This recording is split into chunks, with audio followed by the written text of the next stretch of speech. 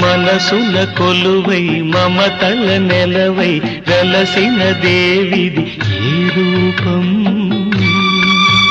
నా కన్నులు చూడని రూపం, గుడిలో దేవత ప్రతిరూపం, నీ రూపం అపురూపం. ఎవరి రాకతో గళమున పాటల ఏరువాక సాగేను,